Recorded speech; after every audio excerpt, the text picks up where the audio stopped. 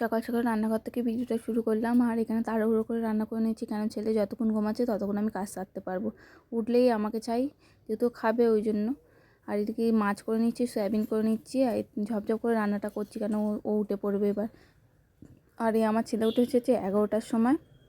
এই 2-3 দিন হলো জানো তো, দেরি করে ঘুম থেকে উঠছে, দেরি করে শুতে শুতে 12টা বাজিয়ে দিচ্ছে, 12টা 12:30 বাজিয়ে দিচ্ছে।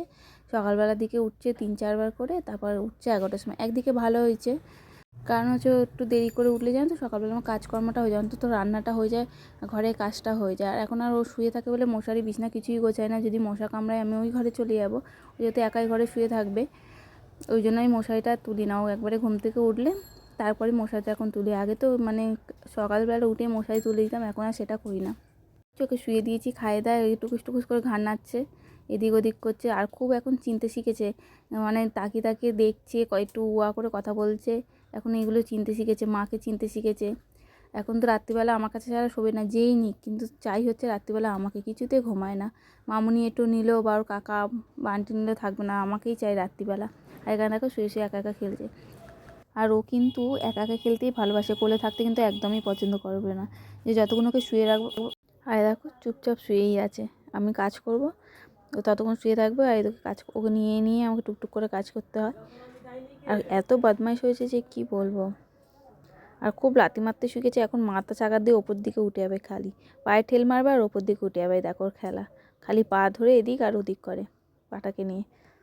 বেশ সুন্দর দিনগুলো কাটছে ওকে নিয়ে নিয়ে, আমার তো বেশ ভালো লাগছে, মানে একটা আলাদাই অনুভূতি মায়ের, যে ওকে নিয়ে আমার সারা দিনটা যে কীভাবে কেটে যাচ্ছে, যে সারাদিন মনে হয় ওকে নিয়েই বসে থাকি, ওর দিকেই তাকিয়ে থাকি, এত ভালো লাগে।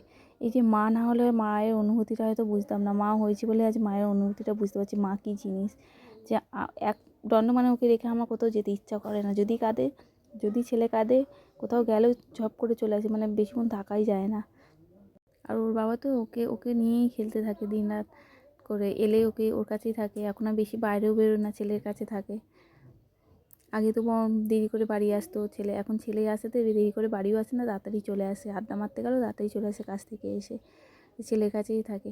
আর এখানে দেখো ছেলে স্নান করার জল রেডি করে নেবো, ছেলেকে স্নান করাবো। আর গরম পড়ছে তো আমার ছেলে কিন্তু স্নান করতে খুব ভালোই বাসে, আর কিন্তু একদম স্নান করতে চাইতো না, খালি কাঁদ ধরে, এখন কিন্তু স্নান করে নেয়। বলো আমি সবাইকে, বলো আমি রেডি হয়ে গেছি, দেখো তোমরা, বলে দাও তো সবাইকে, পাপা এই যে সবাইকে বলে দাও, বলো আমি রেডি হয়ে গেছি, আমি সুন্দর করে রেডি হয়ে গেছি, জামা প্যান্টু পরে রেডি হয়ে গেছি। কি হয়েছে? কি আবার ঘুম পাচ্ছে? আবার ঘুম পাচ্ছে?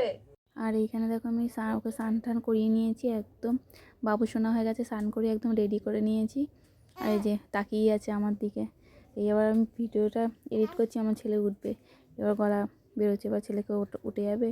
আর এখানে দেখো ওকে রেখে আমি খেয়ে নিচ্ছি, নাহলে না একদম খাওয়ার সময় না। আমি আজকে খেয়েছি হচ্ছে 12টার পর, 12:30 নাগাদ আমি খেতে বসেছি, তাও জানো তো খেতে পারিনি, খেতে খেতে কাজ ছিল, অনেকক্ষণ হয়ে গেছে, স্নান টান করিয়েছি ওকে, খাওয়ানোর ও কাজ ছিল, এবার খিদে পেয়েছে, ঘুমও পেয়েছে। এই খায় দায় ওকে ঘুম পাড়িয়ে আমি আবার খেতে বসলাম, ওকে ওকে আবার এই শুয়ে ঠায়ে তারপর যাবো নিজের কাজকর্ম করতে।